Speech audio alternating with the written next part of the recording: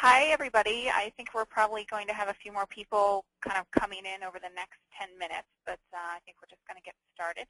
This is Stacy Miller. I'm the Executive Director of the Farmers Market Coalition, and I'm not going to say much here right at the beginning other than to mention a quick housekeeping, and that is that if you have any questions that are specific to a particular presentation, please type them into the chat window, and if there's something that needs to be addressed right away, the panelists will respond as timely as they can. Otherwise, we'll go through all of the questions that have come up throughout during the Q&A period at the end.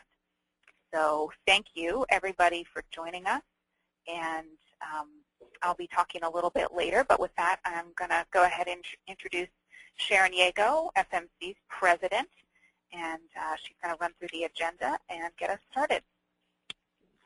Thank you, Stacy. Welcome, everybody. My name is Sharon Yago. I'm calling from Florida, and I'm the president of Farmers Market Coalition. I'm a founding board member, started out in 2006 as the treasurer. Trying to forward the slide, Stacy, and I can't get it. It's not forwarding. If somebody could forward that slide for me, I appreciate it. Here's a list of our existing board members that have been on the board for a year or so. Some of them have been on for many years. And that's a list of current good standing board members that were not up for re-election this year. Now I'd like to, the slide is not forwarding for me. I'm sorry. Okay. Let's take care of that. I want to just kind of briefly talk about our agenda today. We have a jam-packed meeting for you with lots of goodies, especially towards the end. First, we'll give you a state of the market, so to speak, a state of the coalition, and talk about our past year and where we're heading in the next year, and we'll give you a finance report, bylaws, and update on memberships, and then our special guests will come on. And then you will have an opportunity at the end, of course, we'll have a half an hour of Q&A. If you have any questions about anything, feel free to put that in the chat box, and we'll get to that as soon as we can. Next slide. We do want to say a fond farewell to 4 of our wonderful board members who have been serving us so dedicatedly and so with such passion. 2, Andrew Stout and Jeff Cole, are also founding board members from way, way back. 2005, 2006 is when we actually incorporated, but the FMC was actually in some level of formation in subcommittee form, so to speak, for many years before that, and Jeff Cole was one of the founding members of that group that helped get this organization off the ground. And Andrew joined the board a year before I did, and has been a long-standing, wonderful supporter and a great addition to our coalition. Cheryl DeBerry is leaving us. She's the just recently passed chair of our education committee, and that just to remind you is a good opportunity to get on our committees, and we can talk about those if you're interested in participating at another level in FMC. And Cindy Torres from Colorado, wonderful contributions, and certainly a great supporter of the markets in Colorado and the coalition, and we're going to miss all of these folks. Next slide. But we have some great new blood coming in, and we want to really welcome our newly elected board members, Jared Foster from Portland, Judith Robinson from Princeton, New Jersey, Carolyn Todd from Columbia, and Jan Walters from Iowa. Each of these wonderful people brings their own specific perspectives to the coalition and to the board, and it's a nice varied group with a variety of talents and resources and expertise, and we're really looking forward to working with them. Next slide. And of course, we want to welcome back the re-elected board members, Copper Alvarez out of Louisiana and Bernie Prince from Washington, D.C., who you're going to hear from in a few moments. She's our vice president of the board. Leslie Schaller from Ohio, and Ruth White from Minnesota. All very, very, very wonderful supporting board members who've done a lot of work for us in the past, and we're looking forward to continued effort from them in the next few years. Next. And now I'm going to turn it back to Stacy Miller, our wonderful, wonderful Executive Director, who has been working diligently for hours and hours and weeks on end to keep FMC going and keeping you in the loop and providing services throughout the country. So, Stacy, you want to take it away? Thank you, Sharon. Let's see if I can advance here. So first, I wanted to just give a little state of the plate with regards to membership, and wanted to point out the breakdown of our membership composition for any of you who are interested. As you can see, individual farmers markets make up the bulk, the majority of our membership, followed by individual farms. And to date, we have about nearly 500 dues-paying members that are active. And I think it's important for us to continue to have this strong representation of markets and of farmers on the ground while we strive to expand membership to other organizations and individuals who see a value in farmers markets. So we're going to be focusing on growing a little bit those smaller percentages and getting a stronger membership base that represents other stakeholders in addition to all our individual markets, which has helped us grow and which we're so grateful for all of your member support. So we have members in 48 states. We have a strong, through those members, many of whom represent several markets. We represent, at this point, actually more than 2,500 farmers markets in the U.S. All of this data is as of May 31st, and we have grown a little bit since then. We brought on an additional 100 members, particularly just in Massachusetts alone, since that date.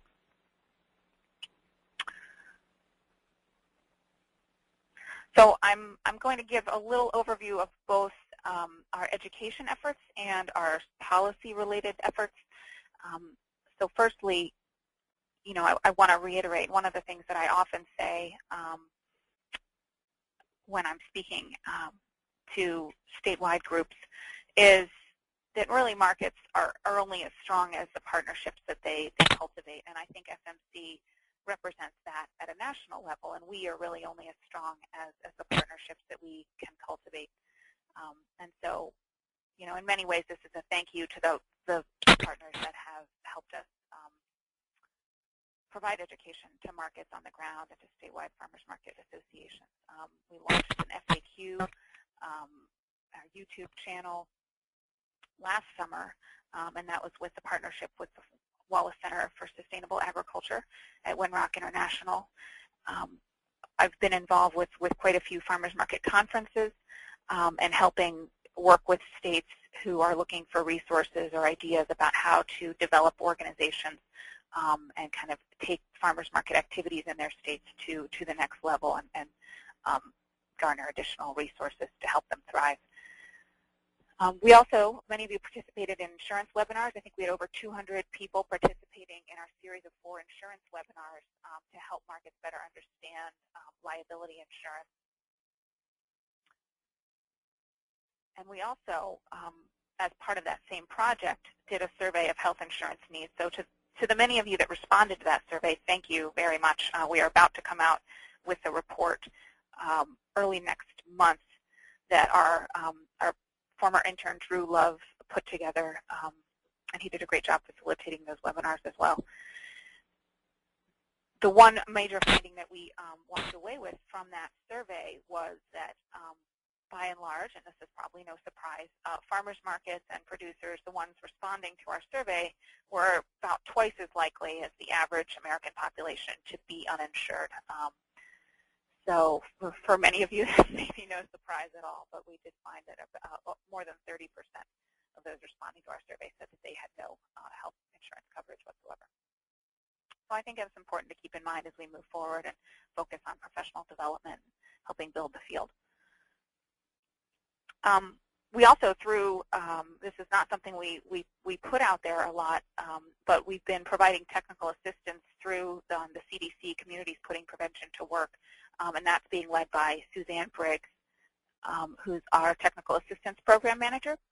And she's been, she and Sharon Yago as well have been working in Maine, Arizona, Florida, Washington State, and helping bridge farmers markets and public health goals, which has been really exciting. Amber's going to talk a little later about Discover You Can, but that was, we think, a big success. We're really looking for it. Her presentation is great, and she's going to tell you more about all of the exciting outcomes from that. We mention the resource library quite frequently, and that's one thing in the months ahead we're going to be looking at ways to improve, make more accessible, more searchable, more user-friendly our resource library. Many of you use it, and it's actually grown so large that sometimes it's hard to find things that you're looking for. So we're going to be eager to get your input on how we can improve that, because in the end, that's a resource that FMC provides for you, and we want you to help us make it better and give us your ideas and input. And we're going to be focusing on that over the next few months.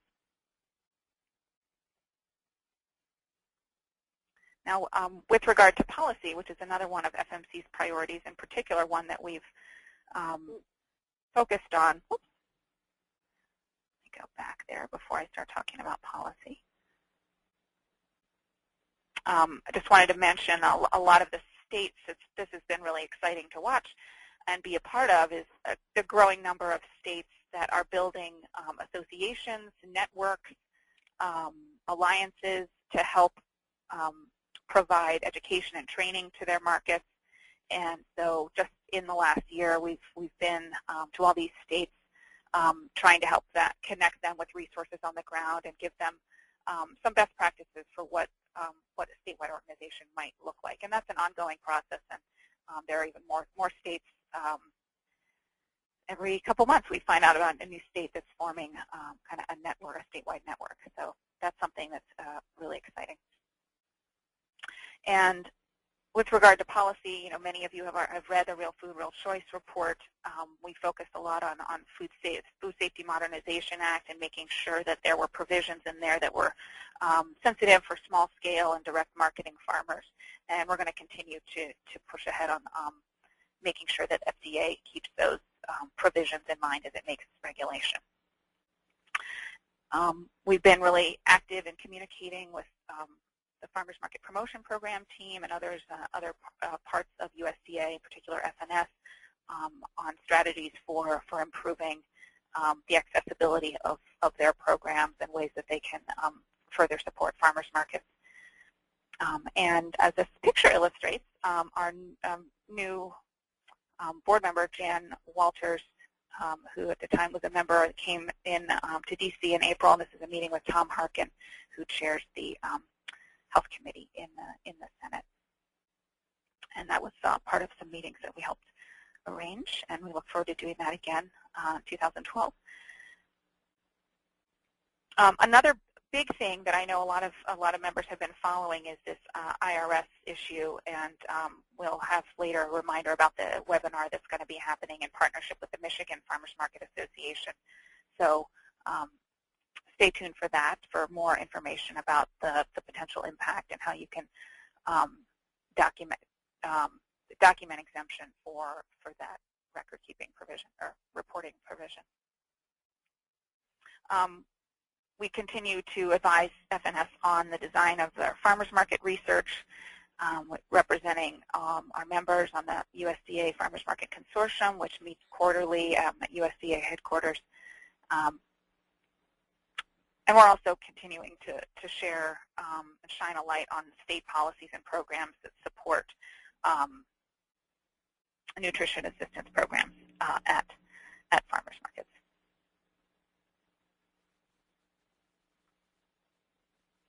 So following up from some of those successes of 2010, one thing that's exciting and we're going to need your help on in the next year is beginning to tell the stories of Farmers Market Promotion Program grantees, and we're going to be developing some success stories and looking at some of the outcomes of those grants. And of course, we can't can't come close to doing all of them, but we're going to be sending out some surveys and trying to do some follow-up, so many of you may be hearing from us. We're also working on a set of simple indicators that markets can use to measure and communicate success to stakeholders, whether it's economic or kind of social indicators, depending on who they're trying to communicate to. And that's actually an outcome of this Communities Putting Prevention to Work work that we've been doing. Many of you saw the Market Forces report that the Union of Concerned Scientists put out right prior to National Farmers Market Week. There's some great recommendations in there, and we're going to continue partnering with UCS to take some next steps in some of the recommendations that they've made in that report. Also, many of you see a lot of things in the news about farmers markets and integrity, and we're going to explore strategies to help you maintain your leadership in the marketplace and ensure the integrity, whether it's resources on how to do farm visits or other kinds of things that ensure the integrity of the messaging that that markets are putting out there as a leader in kind of the local food system. Farmers Market Week, many of you saw we changed it up a little bit this year, and we're going to continue to improve upon our marketing and outreach efforts in the coming year, and you'll probably be hearing from us on that as well. Continuing to partner with allies and improve our member outreach and communication so that we can have a stronger feedback loop with our members and learn from you. So many of this I already discussed in terms of advising FNS on their research that they're doing currently on SNAP and farmers markets, as well as SNAP incentive programs in farmers markets. They're looking to better understand how they work, how the resources flow, what are the challenges, and we're working to help relay a lot of what we know about our members up to that federal level. There's also some potential legislative opportunities to help make SNAP technology easier for markets to access. And so we're exploring that, and some of you may have seen an announcement about Senator Gillibrand proposing an Access to Farmers Markets Act. So you may be hearing more about that in the next couple months as that unfolds. And with that, I'm going to just pick back up on a couple threads that I left hanging loose there, in particular with help with our resource library. And we do have a volunteer job description that's about 3 to 5 hours a week that would help us do what I spoke about with regards to the library and making improvements to it and continuing to grow it as a go-to resource for farmers markets to learn from each other. So if you're interested in that, check out that link and get in touch if you're interested in that opportunity. And we are also doing a short course at a conference in Oakland, California on November 5th. So for those of you who are interested in learning about the logistics, policies, partners, and evaluation of SNAP in farmers markets, we'll have a day-long course. You can go to foodsecurity.org to find out more about that and register for that. And as I mentioned, we're going to be having a webinar with the Michigan Farmers Market Association on the implications of IRS electronic payment reporting requirements, otherwise known as the shorthand 6050W. And we worked really hard in communicating with IRS with the help of a pro bono law firm that did a lot of those communications with the IRS to get them to clarify how farmers markets were impacted, and they created some special exemptions, which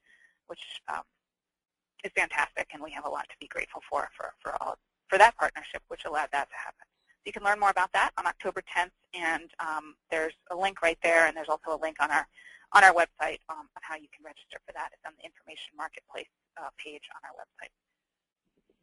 And again, our health insurance survey summary will be available in our next newsletter.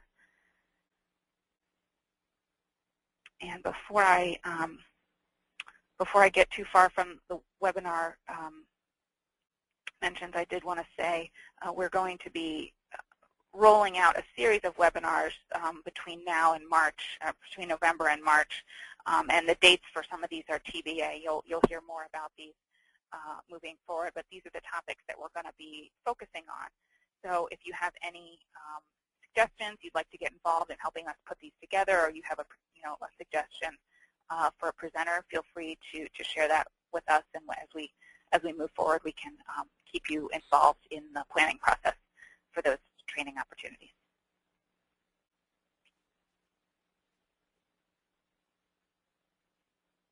Okay, I think I have one more. There we go. And I just want to say thank you to the other folks at FMC that make us possible. And I want to introduce Elizabeth Comiskey, who has been helping us over the last few months. And starting October 1st, she's going to be working. She'll be available a lot more hours. She's going to be as an actual employee, the membership and volunteer coordinator.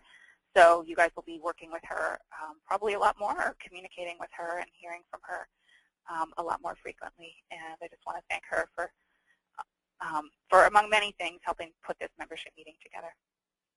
And also starting October 1st, which I realize, of course, is Saturday, so I'll say October 3rd, Natalie Roper, who is going to be our new research and education intern.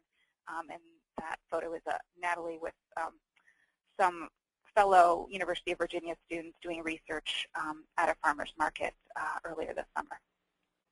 And of course, I have to thank Drew Love, who was invaluable over the last, I guess, year, helping us with social media, managing a lot of our webinars, writing a lot of articles. Drew's continuing to work for the Federation of Massachusetts Farmers Markets, and you're going to be seeing another article from him about iPhone apps to process EBT, exciting new advent on the horizon. That'll be coming out in the next newsletter.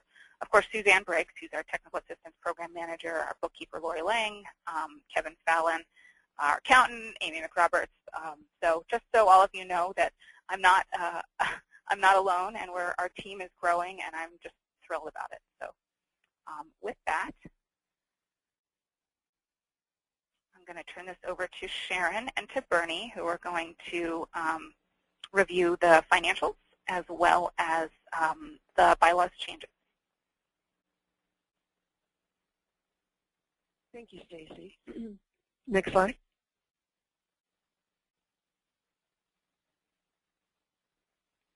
Go ahead, Bernie. This is Bernie Prince, our Vice President.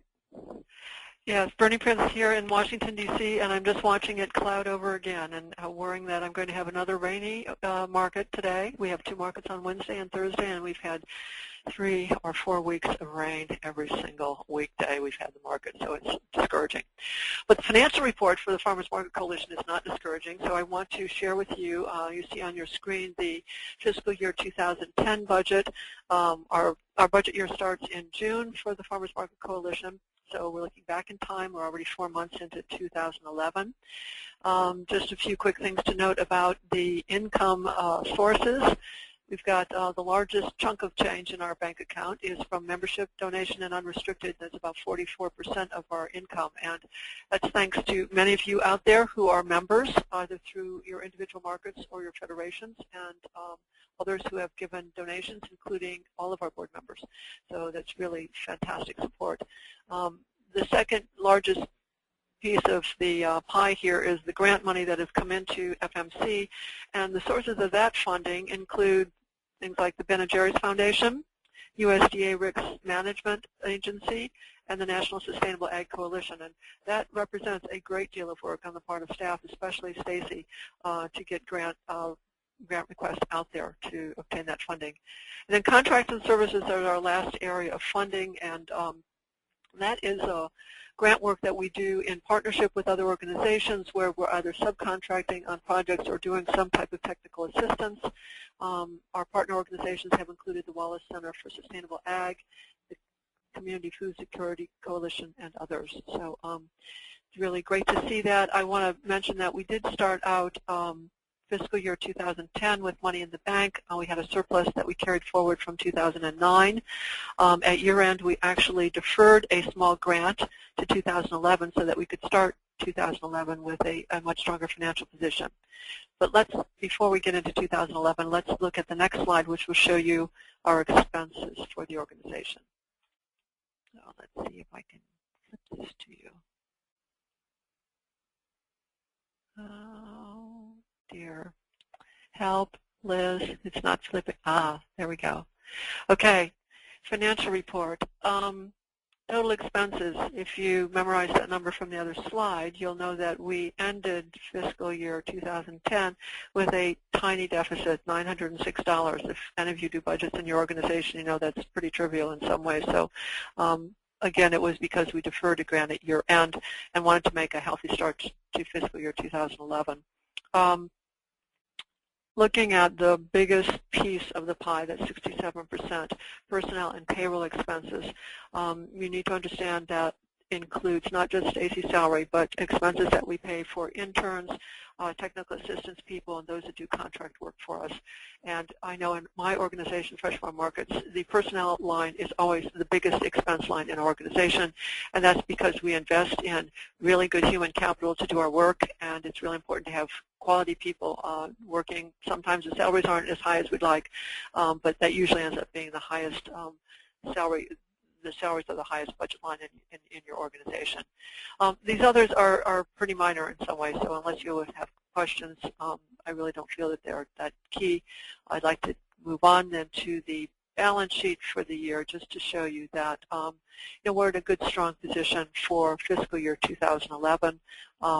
We had the Jarden Canning grant and the grant from Goldman's that were deferred, and we are basically starting fiscal year 2011 with more than $200,000 in the bank. So I think that's really very fantastic way to start the year.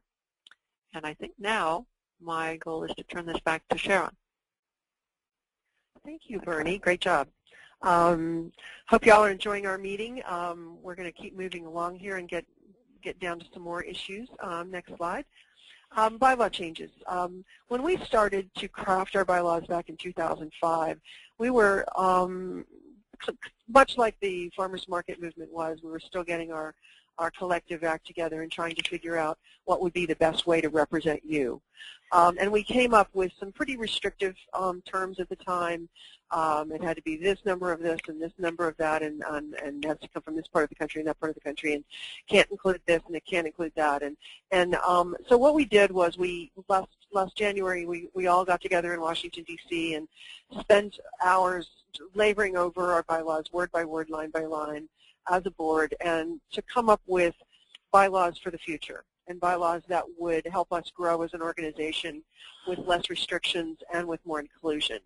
And so that's kind of what these changes were that you voted on. And if you have any questions, certainly feel free to put them in the chat or email me personally if you'd like. Where we wanted to make sure that our language mirrored our articles of incorporation. So the first change was that the Article 2 was just primarily that. We streamlined our membership structure so that we are more inclusive and yet providing the protections for the purposes of selecting the best candidates for nomination. We're streamlining the board structure to allow for the candidates to be nominated, elected, and setting appropriate calendar of events. Our fiscal year didn't quite jive with a real-time effort for us to actually have an annual meeting, given market seasons and growing seasons and harvesting seasons and things like that we're so dependent on, because all of our members are affected by that directly, and our board members also, as leaders in their communities, have incredible responsibilities at the local level. And so we wanted to develop a calendar structure that was going to work best for our board members and our members at large. Article 6 just formalizes the ability of the president to form committees and appoint members, just obviously cleaning up the previous version, and makes clearer a transition of authority, a la, that the board will, at its next meeting, elect the new officers.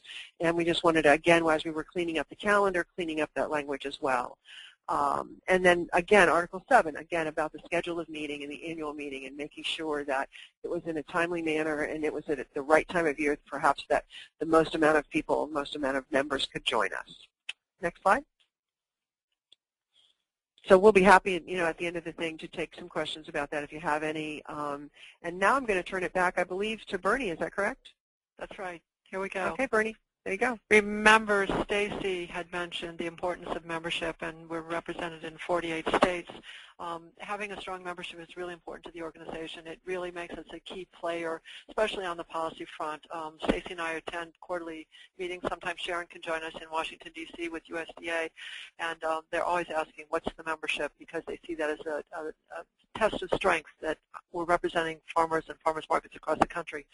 So we did a pilot program with the Federation of Massachusetts Farmers Markets this past year, where the Federation members in Massachusetts paid a discounted rate for all of their members to become FMC members. So we're going to be extending that opportunity to other state-level federations so that their members could join all at once, and there could be one annual renewal. This could just save a lot of paperwork, and it would also give a broader range of benefits to the national representation with those federations. So there's going to be more information in our October newsletter. We also need to warn you, though, it'd be good to get your membership dues in early, because as of June 1st, 2012, we will be increasing the individual membership to $40 a year. It's been quite a bargain at $25, but we'll be increasing it. And thankfully, we have Liz Kaminsky on staff to be able to answer your questions about this membership program. But we see this as a really great way to extend membership to Federation members all across the country, and we hope they will be really interested in doing this. And then I think, we've got to find that little forward button. I have the great pleasure to thank our funders, and I want to point out, it's always great to thank funders, but we had some new funders this year. First of all, the Lillian Goldman Charitable Trust, very major grant. The Jordan Home Brands, and I hope many of you got the ball candy grants. I know we did at Fresh Bar Markets, and we have one last demo that I'm doing at the U.S. Botanic Gardens this coming Friday. I'm really looking forward to it. And the Yankee Barn Homes, which was new and was in partnership with American Farmland Trust. So we now have 500 dues-paying members, and we want to thank all of them as well. And I also want to thank Stacy, Elizabeth, and Lori for putting together this wonderful slide presentation and all the financials for this meeting that we're sharing with you today. And now I get to turn it over to our speakers who will be with you. We have Ferd Hefner, Policy Director of the National Sustainable Ag Coalition, and Amber Mears, Program Director at Discover UCAN. And I believe Ferd will be the first on the line. Ferd? Yep. Hi, everybody. Okay, and looks like this came up on the screen. Hopefully everybody's seeing that.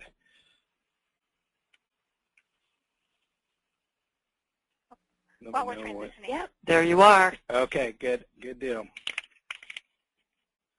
Stacy, did you want to say something there? Oh, I was just saying, I thought it would take longer than that.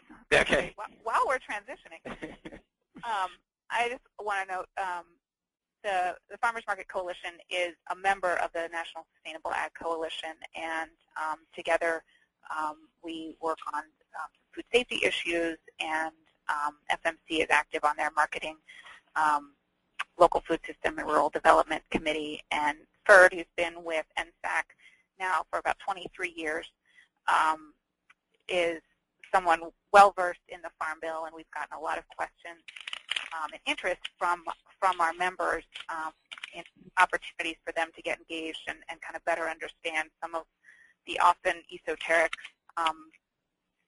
nitty-gritty behind the Farm Bill. So I know that Ferd knows just about more than anybody, and I wanted to that's behind why we invited him to give you a little primer on the Farm Bill as it relates to farmers market related programs. So thank you so much for being here, Ferd. Yeah, thanks, Stacy, and thanks for the invitation, and happy to be here. So basically what I'm going to try to do is put issues related to farmers market, and particularly farmers market promotion programs, sort of in their context of how the Farm Bill process seems to be going to date on this particular Farm Bill cycle. So that's what I aim to do, and if I can make my screen work. There we go. So just very briefly, the National Sustainable Agriculture Coalition has been around since the late 80s.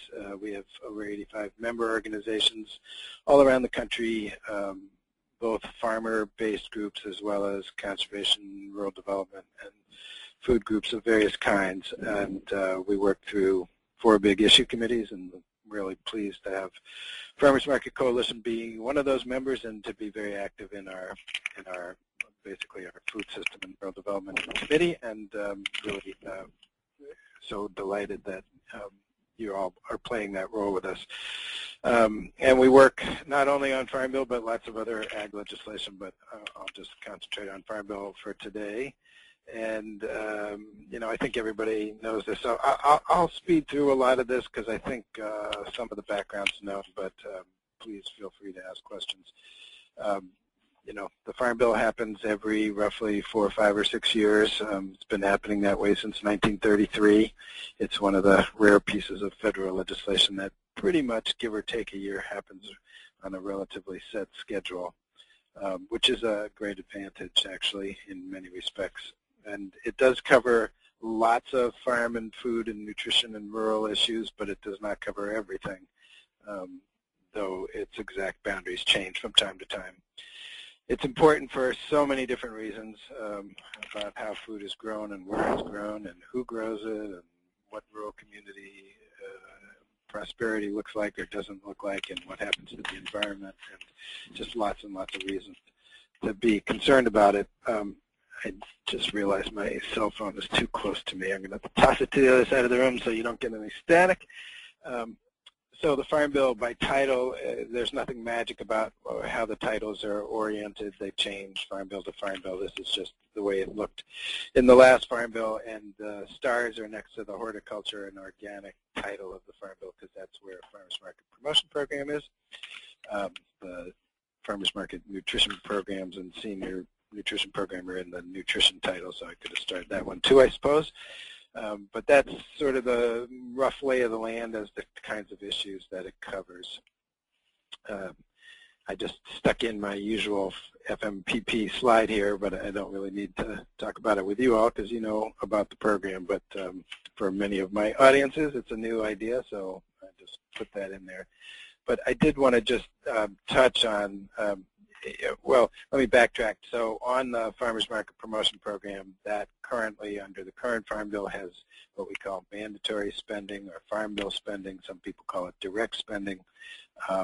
And that's also true of the Seniors Nutrition Program, but not true of the Farmers Market Nutrition Program, which ever since it started in early 90s has been an annually appropriated account, not a Farm Bill account. So that's just a little basic information on the nutrition program and where things stand as of last year anyway. That's the latest, most recent statistics I could find online about number of farmers and number of farmers markets participating. Actually higher than I thought. So I was glad to actually do the research to pull that slide together. And then the seniors program, which is operating in slightly more markets than the regular market, if USDA statistics are correct. And then that point in the bottom in red is really the main point for the discussion today, which is to just remember that the regular nutrition program is an annually appropriated or what we call discretionary account, and the senior program, like Farmers Market Promotion Program, has been a mandatory or Farm Bill account. So the funding comes from a different bill and a different committee in Congress. There are, of course, many other Farm Bill programs that relate in one way or another to either direct marketing or local and regional food marketing and food enterprises. I've just listed some of those: the Specialty Crop Block Grant Program, the Value Added Producer Grant Program, and the guaranteed loans for local and regional food enterprises, both of those being over in rural development, especially crop block grants in Ag Marketing Service, just like FMPP is. Then you've got things like the Community Food Grants, which is yet another USDA agency that's run by the National Institute of Food and Agriculture and so on. I don't want to dwell on that because obviously there's a lot of things that come under the last bill, et cetera, but just to indicate that there's a bunch. And I'm actually going to return to this point right at the end of this slideshow to talk about a bill we're working on that includes all of these programs that are listed here. Very, very quick down what I call memory lane. The last two farm bills, 2002 and 2008, the principal point of discussion on those farm bills was how to divide up a whole lot of new money that Congress was going to put into the farm bill. That was particularly true in 2002 when it was close to $75 billion new dollars going into the farm bill over and above what it had previously. And you see there that the biggest chunk of that went into the commodity programs, but other titles of the bill also got significant new money. And then fast forwarding to the last farm bill in 2008, it was less new money. It was only around $15 billion instead of $75 billion, so a lot less. But the distribution was also different, with food stamps getting almost half of the total increase. But again, the other titles also benefiting from that. So I only mentioned those two things, and the next two slides just break that out in a different way. This one shows how direct farm bills funding for conservation programs has been increasing farm bill by farm bill. And this slide shows that everything else that's not commodities or crop insurance or food stamps, the big things in terms of farm bill money, has also been getting money in the last few farm bills, including the Farmers Market Promotion Program. So if you count all those sort of miscellaneous programs together, it's up to the $2 billion of farm bill level, both in 2002 and 2008. So all of that is just by way of saying that was the context, and especially for people who lived through those farm bill processes, as I tell my staff here at NSAC, get over it, because it's not what we're doing this farm bill. This farm bill is going to be how much money gets cut and who gets the biggest cut, not about where new money gets added. So what Congress is looking at as they go into the budget cutting mode is how much money is in the farm bill. That's what this slide shows you. It shows you the vast majority of total farm bill money is in the food stamp or SNAP program. I have child nutrition in brackets because it's not actually dealt with in the farm bill. It's dealt in separate legislation, but I just think it's important for perspective on nutrition versus everything else in the farm bill.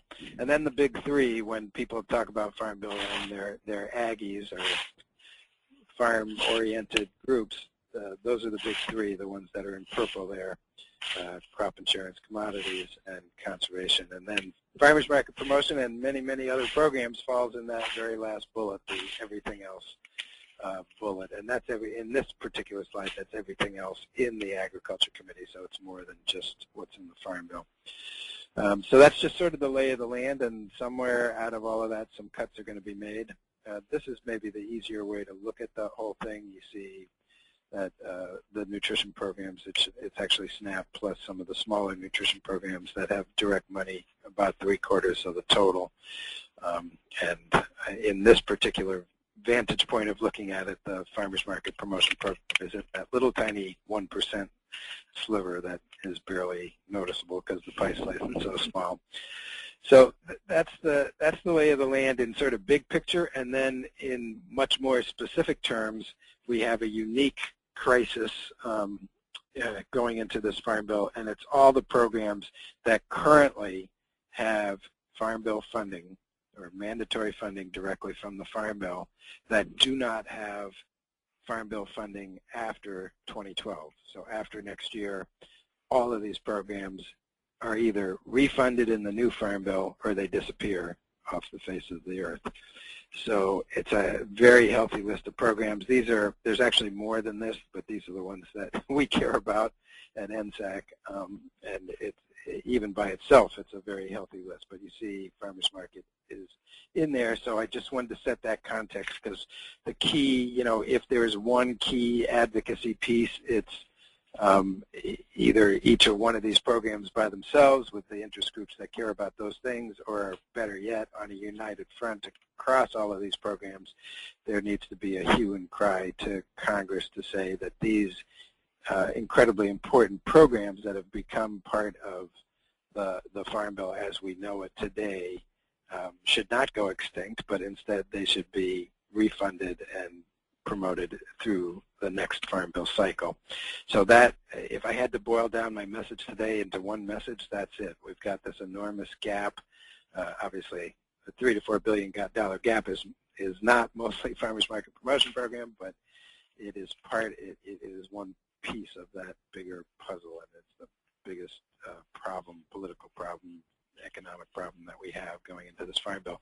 So how does that play out in terms of congressional processes?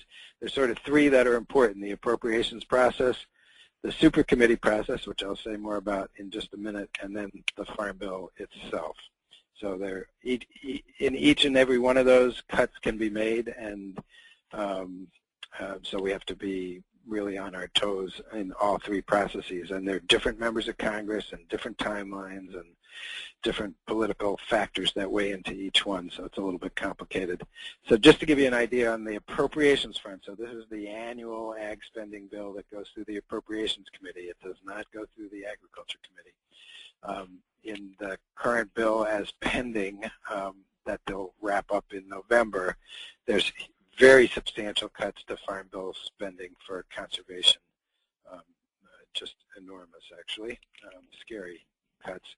There are also things like legislative riders where the appropriators decide that they're going to pretend they're the Ag Committee and actually write laws. So in one particularly egregious case, there's a provision in the House bill, as it's been approved by the House, to stop USDA from issuing the fair competition rules for the livestock sector, something that we're going to try to get out of the bill before it gets finalized. And then there are the things that the appropriations bill is supposed to be doing, which is annual discretionary funding. And so just for instance, the Farmers Market Nutrition Program, as I mentioned earlier, is an annual discretionary program. It is cut in both the House and Senate bill that are pending. It's been a $20 million program for, goodness, I think probably it's been almost 10 years now, maybe even 12 years now that it's been funded $20 million each and every year. This is the first time that the funding is going to go down in a very long time.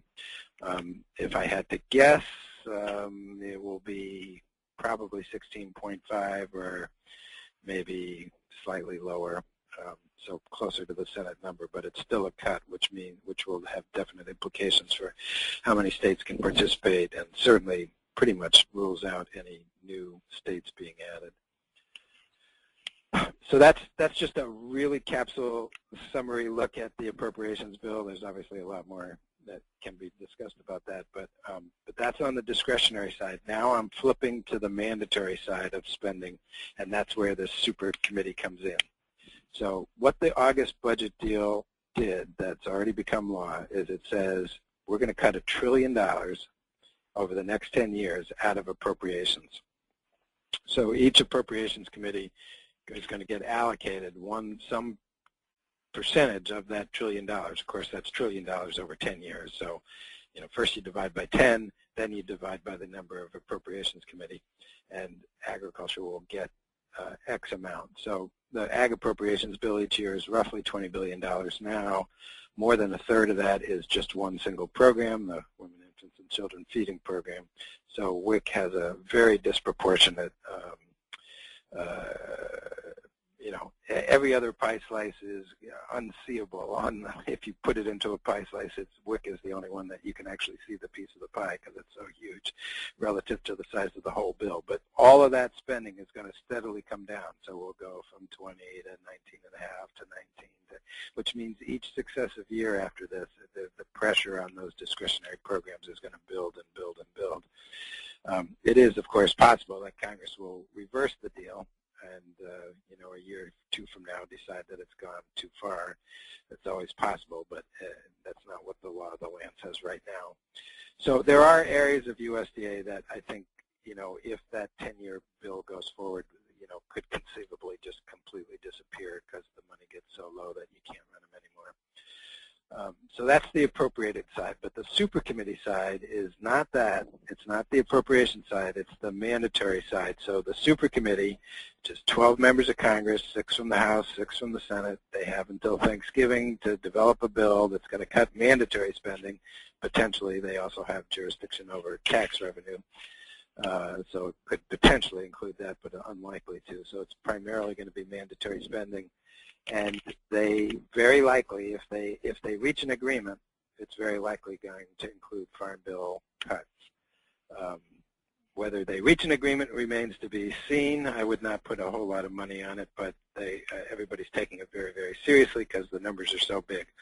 So the Agriculture Committee has only until October 14th, approximately 2 weeks from now, to tell the super committee how to cut the Farm Bill, or what their proposals would be for how to cut the Farm Bill. And that's going to be an enormously interesting and intriguing process, and sort of unknown because we've never done anything quite like this before.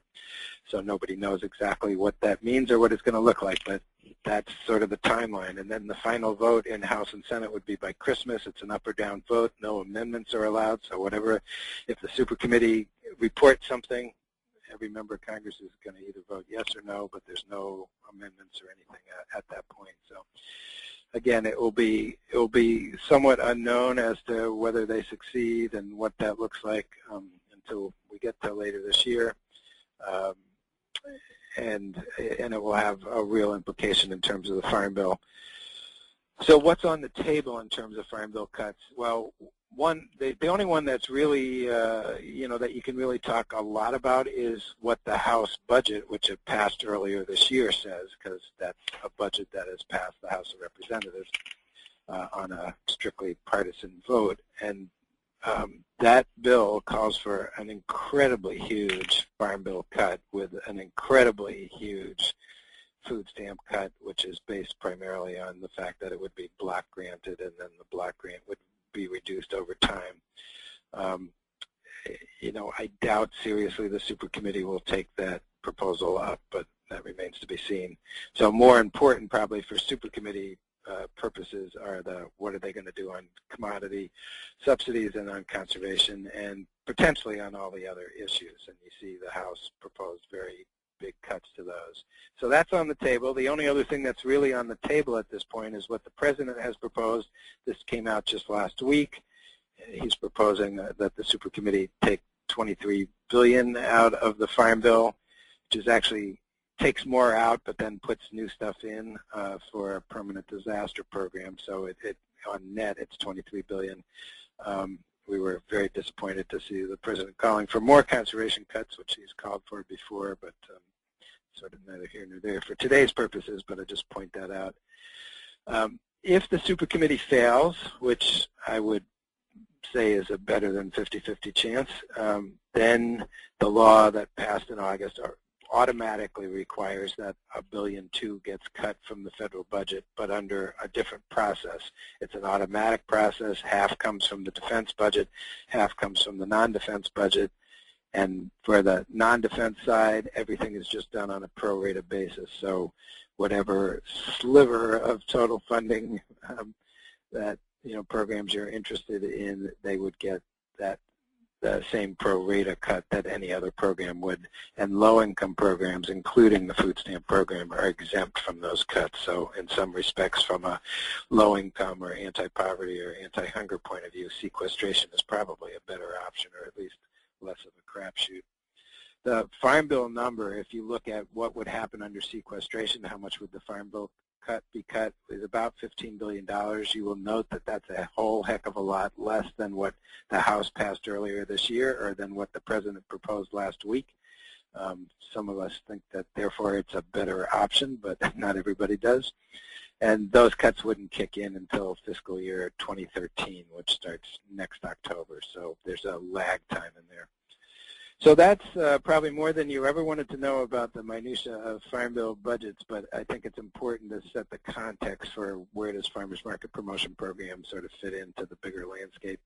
So I want to end just on what will hopefully be a somewhat more upbeat note to say that NSAC is working on a variety of bills. Right now we have a beginning farmer and rancher bill that's going to be introduced next week, and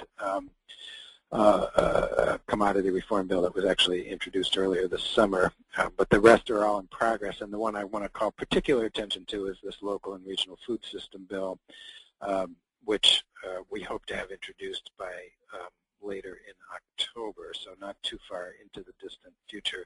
On all of these marker bills, we call them marker bills because they sort of they're out there as fodder for what happens in the Farm Bill. Not that these bills won't move forward in Congress by themselves. They're just out there as here are things that we want to go into the Farm Bill. And so some people call those marker bills. The local and regional food one, if we can pull it all together in time, we hope to maybe have out during the same week that Food Day is happening towards the end of October. And so this is what I'll end on, just a little bit about what the shape of that bill is looking like. On all of our marker bills, we try to get them introduced both in the House and the Senate with identical language so that it's easier to organize around. And we try to have bipartisan sponsorship of the bill. So hopefully that will work out. We're really looking across a wide variety of Farm Bill topics, everything from crop insurance and conservation to nutrition and rural development and you name it, trying to look at all the different ways that primarily existing Farm Bill programs, a few new ones, but primarily existing ones could help rebuild and renew local and regional food system infrastructure. So we're looking at how economic development programs can do that. How can we, increase the size of farmers market promotion program and improve the policy, including having the Food and Nutrition Service pay for EBT technology rather than having it to come out of the grant program, and a whole variety of other ideas. I won't try to name them all, but we're real excited about this bill. We have both a House and a Senate Democratic sponsor, and we've actually been meeting all week with Republican offices trying to figure out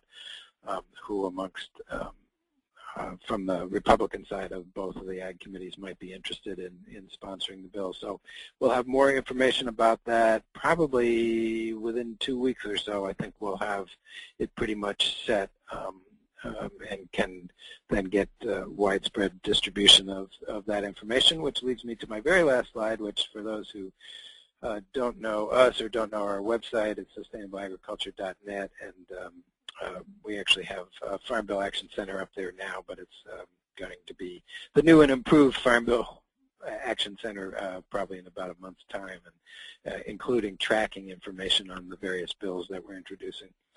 And we have a weekly newsletter that you can sign up for online and all that kind of good stuff. So I'll stop there and see how you want to handle it from here. Thank you so much, Ferd.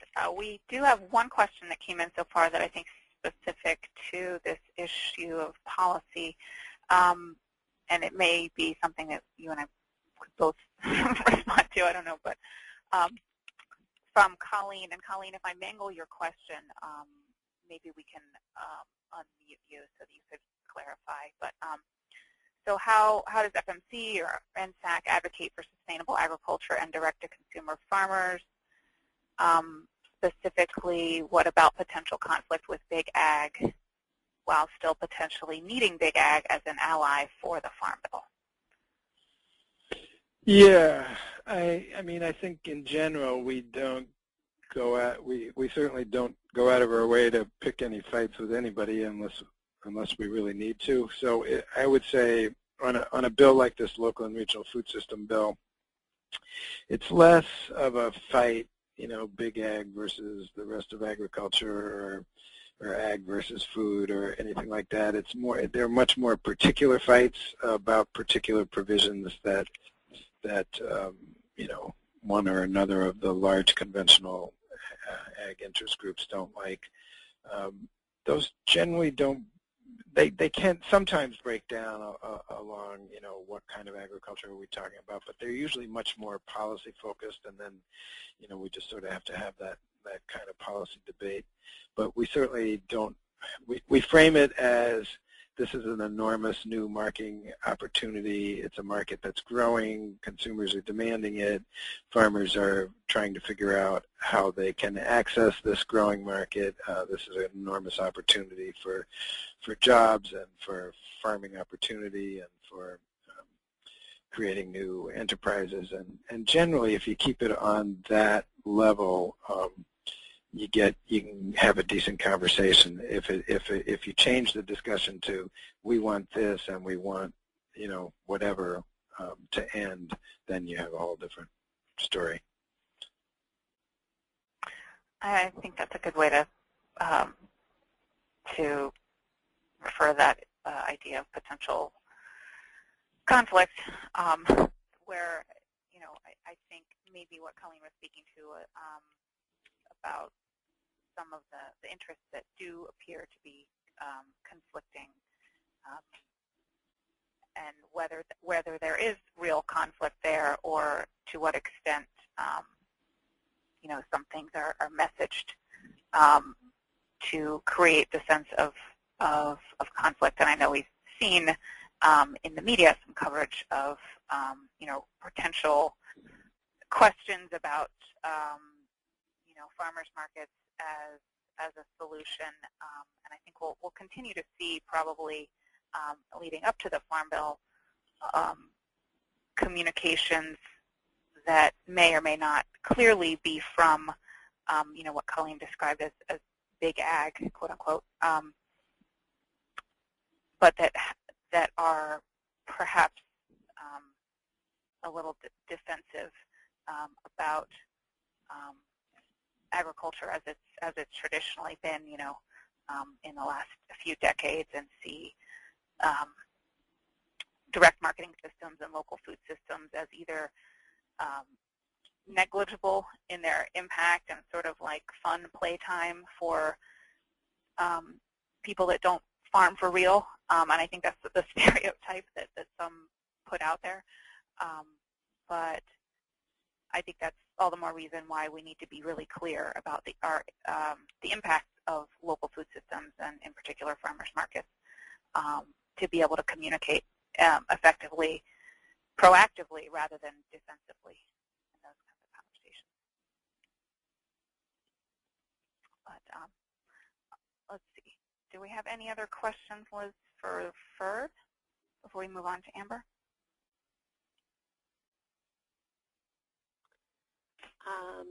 Nope. I don't see any new questions. Okay. Great. Well, thank you, Ferd. Yeah. And with that, we'll transition over to Amber, and I'll introduce her real quick. Amber has been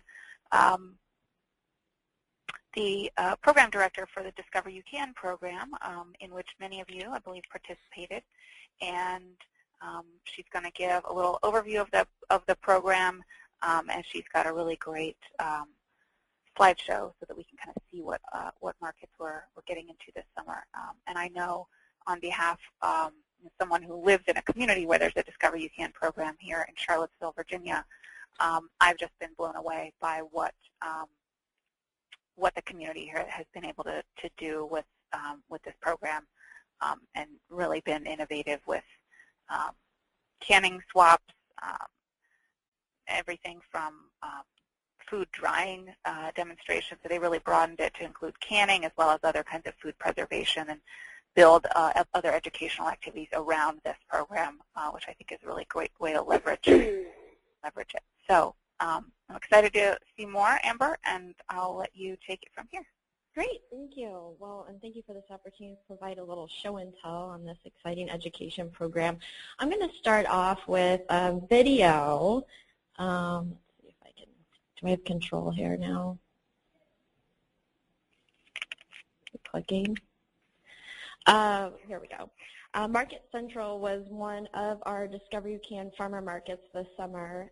They held a series of canning classes, and this video, I'll just show a little bit of it, offers you a glance into a pickle making class that they held for their community back in July this summer. So here's a look.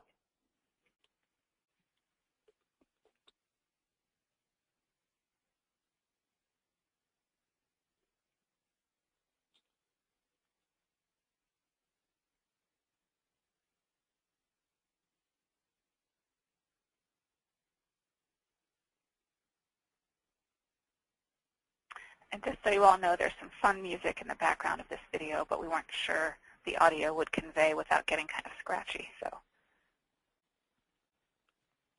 And there's tons of these videos from this program on YouTube if anyone is curious and wants to do a search for those.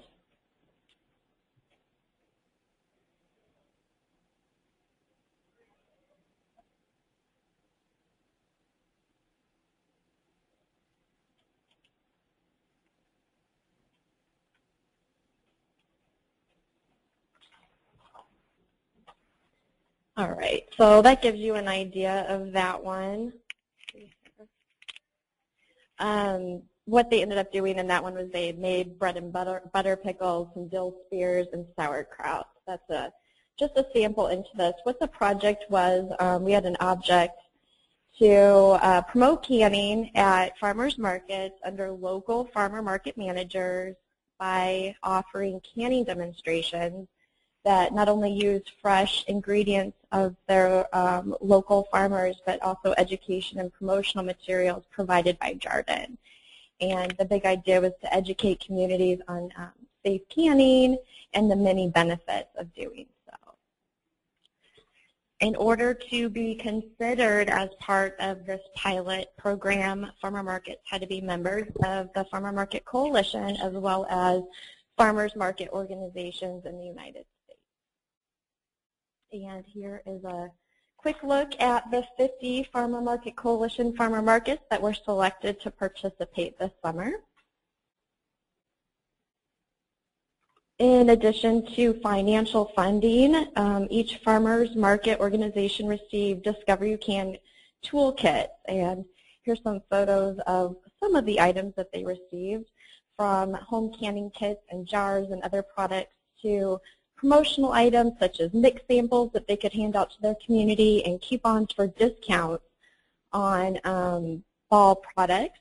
They were given displays and signage to help create attention for their canning demonstration booths, as well as education materials like ball beginner guides to canning and recipe booklets, as well as giveaways, anything from pectin samples to ball cookbooks and other fun products that market managers used in raffles and grab bags.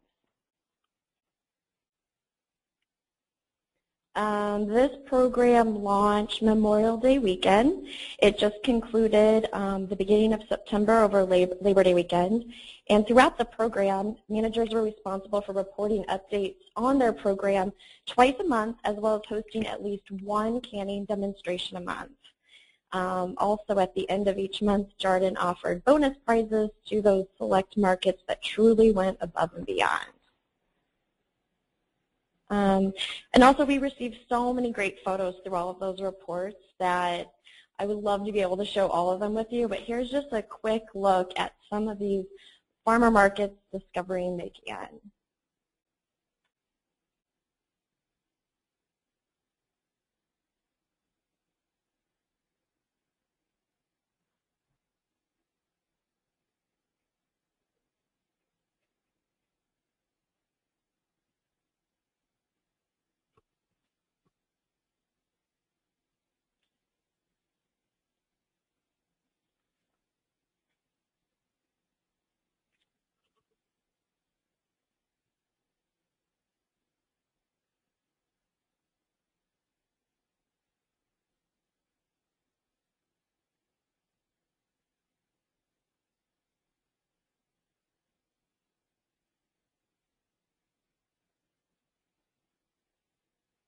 And several farmer markets, as part of this Discover You Can program, gained exposure both local and regionally on their news stations. Featured on this slide are the Plainfield Farmers Market and Maple Grove. Plainfield Farmer Market was interviewed on their Fox Live broadcast, and they promoted farmers markets as a tourist destination and also talked about coming down to the summer and discovering you can. The Maple Grove was featured on a Minneapolis Channel 12 news, not only once but twice. And this picture in the right-hand bottom corner is Fresh 52 Farmers Market of Las Vegas. They were one of the markets that held a tomato tea off and had invited local celebrities down to do canning demonstrations, and this was all covered by their local Fox News team. Several markets promoted their program through outdoor billboards. This is a sample of a digital outdoor board. There were print ads that we saw, and e-letters and social sites. These market managers and farmers markets really went above and beyond in getting people to come out and can this summer. In fact, some farmers markets invited local celebrities to participate in all of the canning fun. I think it was to not only help draw in larger crowds, but to really make it exciting. Pictured left is the famed chef Linton Hopkins. Some of you might know him from his guest appearances on the Food Network's Iron Chef.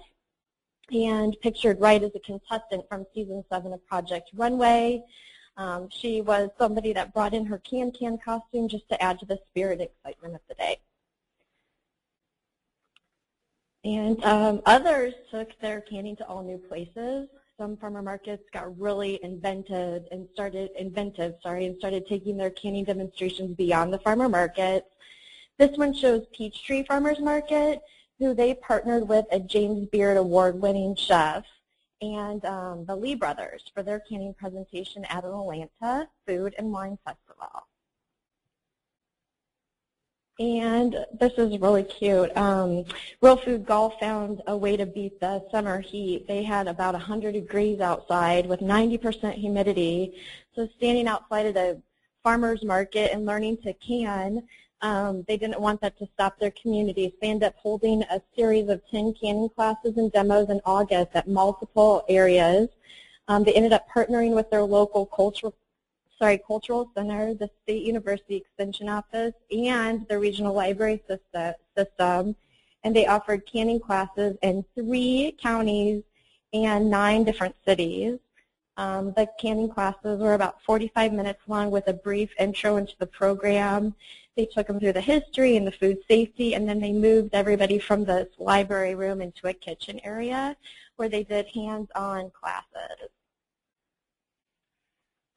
So at the end of the summer, we found out that many discovered that they can, and we had 400 canning demonstrations reported, as well as an average of 27,000 plus people who saw a live canning demonstration at one of our 50 Discover You Can farmers markets. And a really exciting part is that so many farmers reported that they really truly saw an increase in their sales as a result of the program. In fact, many said that they were actually selling out, or they had actually sold out of a particular produce item when it was featured in a canning demonstration. And I just want to end here with this cute little picture of one of the farmer markets and their community discovering they can. Thank you so much, Amber. Does anybody have any questions about the Discover You Can program? We'll wait a second while you type those in. I do want to just say that I think this program was something new for FMC, and I think for Jarden as well. But I think it's really emblematic of what how a small program in a community can allow a market to get into, form partnerships and get into places in the community where they may not have a lot of presence and draw people in. This is a great opportunity to reach out to schools, to senior centers, to a variety of new partners, and hopefully forge alliances that can last and really grow over time. So I think it's a small start to helping support that. So for everyone who's on the webinar presently, if we were able to offer this again in 2012, would you participate? Would you apply? And you can answer this if you did apply this year, or if you didn't. As you could see, there were well over 100 applications this year, and they were only able to work with 50 markets. So in order to know to what degree this could potentially be done again, If we're able to demonstrate to Jarden that there's enough demand within the farmers market community, would you apply? So if you can just take a second to respond to this poll. Hopefully everybody can see that up there on their screen.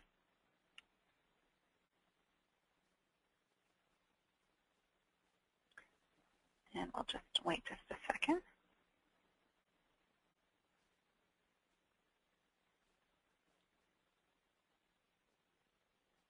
And you're welcome, for those of you who did participate this year, if you have any feedback, of course, in addition to contacting Amber on your own, you could, if you have some ideas and you want to type them into that chat window, we could raise them while we're all here together.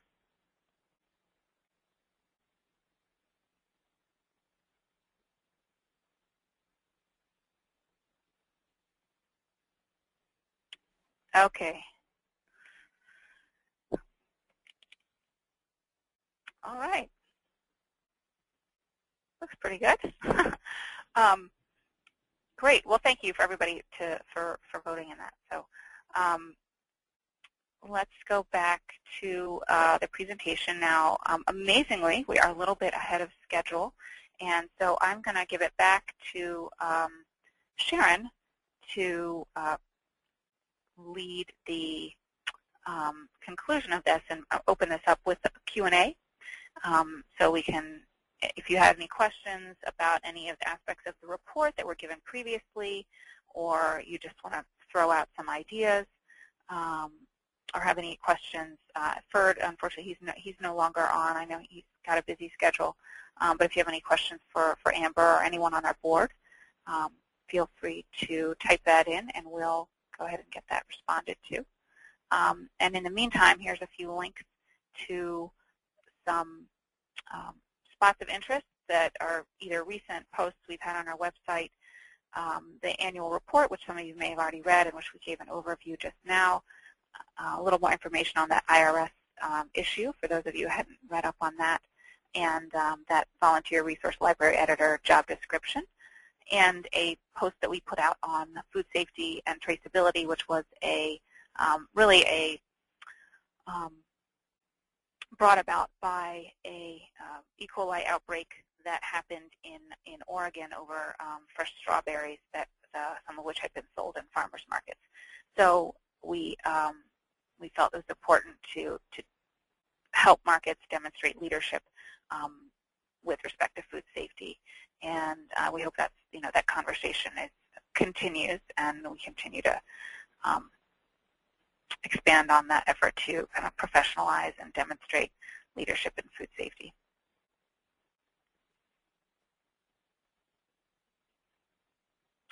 So, Sharon, do you want to take it from here? See if there are any things lingering. Can you hear me? That we may have missed previously? Sure. Can you hear me? Just want to make sure you can hear me good. Okay, great.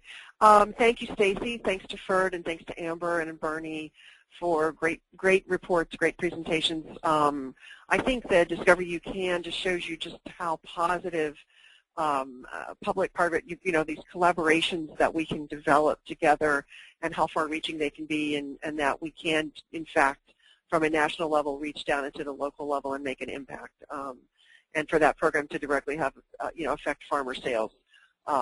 It's just proof in the pudding of that, and of course the response from the community to the market and all of the great marketing strategies that were utilized. So impressive. We want to encourage all of you, whether if you're on the call, if you know people that are not on the call that are members and or that will future members, to get involved. We have committees. We have the fundraising and development, marketing and public relations, promotions. We have education and outreach and governance and things like that. Different committees that our board members are involved in and that we chair, but we do want to invite some of our members who are not on the board, do not necessarily have time for that kind of commitment, to maybe perhaps participate in monthly committee calls and doing some outreach work with us and helping us develop our policy strategies. This year will be, a key year for us to become involved at the national, state, and local level as we empower our members and our constituents to help us craft the best farm bill possible. And we will have to focus very, very hard on that in order to get what we need and get what we deserve as part of that process. So I do want to encourage you all to get involved. Certainly would love to have feedback on this format, the annual meeting format. We hope that you have been able to review our annual report. It's the first one that we've put out, and so we're very, very, very proud of that. You know, any feedback you have on that as well. Certainly, if you're interested in getting involved, please let Liz know. She's your direct link to us, and you're always welcome to contact either me or Stacy or any other board member directly as well.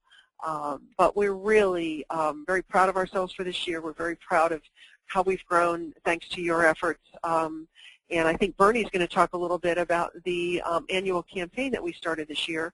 One of the things that was a priority when we met in January in Washington was developing those unrestricted funds from private donors. And so we had a fairly successful first time annual giving campaign. Bernie, you want to talk a few minutes about that? Sure, Sharon. Thanks very much. In any organization, as in Farmers Market Coalition, you want to find unrestricted funding, and membership is one big source for FMC. And what we did is looked around the board table and said, okay, we're all members, but is there something more that we can do to make sure this organization is financially solid? And so we asked everybody on the board to make a commitment, an additional commitment beyond the membership to support the organization. And that really started to become what we're calling now our annual campaign. And you know, it was very significant. Stacy reminded me because I think we raised about $10,000. Was that right? Yep, it was right about 10,000. Sorry? Oh, could you not hear me? No, yeah, it was. You're right. It's about 10,000. $10,000. Partly board members, and also going out to our membership, asking members to, again, look at their commitment to the Farmers Market Coalition, their work, and see the value in Farmers Market Coalition. It's kind of like when, you know, public TV gets on the tube and wants you to support them and say, you know, just don't be a free listener there. And your membership is important to us, but if you can find other sources of funding to make an annual commitment, an annual gift beyond membership to the organization, it's very helpful because it helps our work to create, you know, a strong coalition, to be able to go out there and do a lot of work both at the policy table in Washington, D.C., but also around the country. So I know our organization felt it was important to step up and give a significant gift to FMC, and I would hope others could do that as well. And I believe this year we're going to have you always increase the goal, you never go back. So I would think that at minimum we'll have a $15,000 goal for that annual appeal, and it will start soon because we'd like to get that in. A lot of people make their gifts to organizations before year end so they can get a charitable deduction, and every penny that you would donate through the annual appeal would be tax deductible. So it's just another way to show your support for FMC. Perhaps you can find someone who's really benefited from your farmers markets. I know we found that when we went out there to look for funds, and several people decided to send checks to FMC because they thought it was an important organization to support. So I would urge you to consider that as part of what you are doing for your commitment to FMC this year. So Sharon, I think back to you or Stacy if we've got some questions here. Thank you, Stacy. Oh, sorry. Thank you very much, Bernie. I do want to remind you all, Stacy reminded me that we also have a lot of educational initiatives that are coming on board. You know, we're looking at hopefully regular webinars, things like that. So we're always going to be looking for help in a variety of fashions, you know, education, outreach, fundraising, policy. I mean, there's numerous ways. The resource library is a key need to have someone that really can be dedicated to helping us with that kind of thing. Maybe 2 or 3 volunteers that might share the job. So Stacy and Liz, you want to put up some questions? Well, I understand we have a few. Sure. I'm not sure how to publish them. You want to just read them off? Yeah. So the first one was from Suzanne, and she was asking if the PowerPoint would be posted on our website. And she thinks the Farm Bill slides are very useful to educate others. And I believe that we will have all of these presentations on our website. Is that correct? Mm-hmm. Yep. And then eventually archived to our resource library. Yeah, and we'll try to have this whole recording so that there'll be the audio as well. That might take a few extra days to get that up on the site. Good. So just check back next week then. Yeah. And we have lots of compliments on the Discover You Can program. Anne says that yes, many Maine markets would love the program. And Karen was wondering if we would be doing it again in 2012. I'm assuming she was talking about Discover You Can, and we would love to. And we're hoping that we can. Yeah. Amber, do you want to respond to that? Yeah, we are definitely, I'm reporting all of our findings and all of this exciting news to Jarden, and hopefully with all of the positive outcomes and feedback from this that we'll be able to get their support so that we can definitely continue this education program and make it even bigger and better in the years ahead. No promises, but I'm working on it. I have another question for you, Okay. Amber. What if the farmer's market doesn't have access to a kitchen facility? Can canning demos still occur somehow? Yep, that's what we did this year. We did not expect people to actually have to go through any kind of cooking process at all. I mean, if you are using, you take the jars and put the fruit into it and show the pick and packet. There were a lot of ways that we were able to help farmers markets that didn't have access to a kitchen still provide that information to their community, even if it was just going step by step through that and providing them with the resources and materials to help them. So a kitchen's not necessary by any means to teach canning.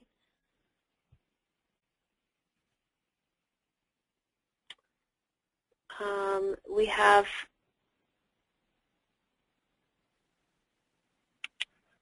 a few people that do like this format for the webinar. Let's see. And another big thank you from Charlottesville. A huge thank you, Amber. Charlottesville loved it and wants to do it again next summer. Oh, thank you. And we have a member who's asking for more information about the State Association partnership. When will we be providing more information so that Washington State can participate? Great. That was Karen Kinney. Hi. Karen, we are going to have start out with a newsletter article that kind of lays out the sort of suggested parameters for like how payment, might work and a little bit more in the logistics than we got into on this presentation. So that'll be there in October, but Liz and I can be available anytime to kind of talk on the phone. We anticipate that it's going to be a real customized kind of opportunity for every state that participates. So we'd want to kind of talk through it and see, how we can build something that really helps state association build value and make sure that it's able to cover some of the costs that are associated with communicating the state-national partnership. So we're not asking state association to take on more work without there being some margin that they might be retained as operating funds to help support them, even in a small way. So we'll be able to talk about that as soon as you're ready to, Karen.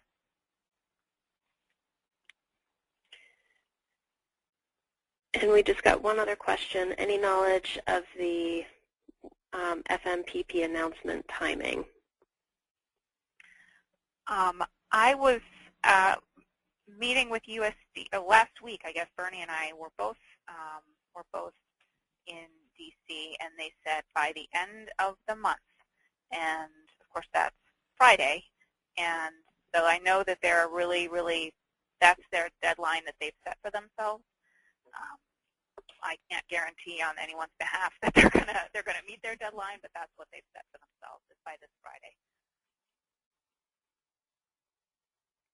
So good luck, everybody that's waiting. I know it's a tense process.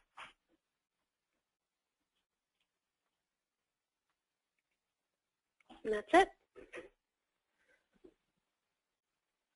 Great.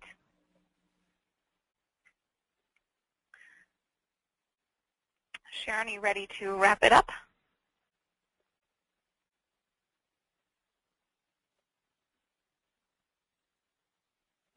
Maybe she's still on mute.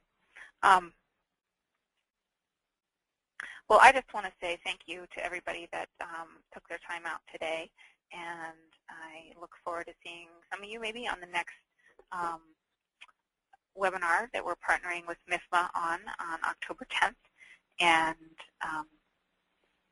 thank you for all your support over the last year, and please feel free to spread around the annual report, which is on our website, and you should have gotten an email about that yesterday. And please continue to keep us in the loop about all your great activities and help us share best practices. And if you're interested in helping getting on a committee, you can send Liz an email about that, and we'll make sure you gets to the right committee chair, and that we get you involved and ready to kind of help take farmers markets to the next level. Anything else you wanted to say, Bernie or Sharon?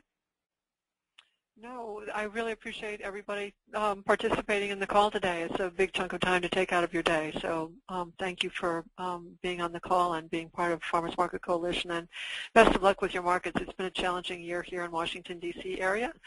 We've had too much rain. We've had an earthquake.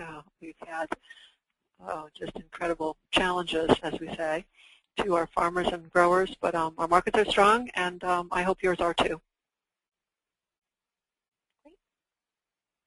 And with that, we'll have these presentations, we'll have an email going out when all this is available on our website. So you can feel free to share it to others that may not be members, and as a way to help them keep in the loop with what FMC is doing. So thanks so much, everybody. Have a great afternoon. Thank you so much. Bye-bye. Thanks, Stacy. Thank you, everyone. Thanks, Bye-bye. Liz. Bye. Bye-bye. Bye.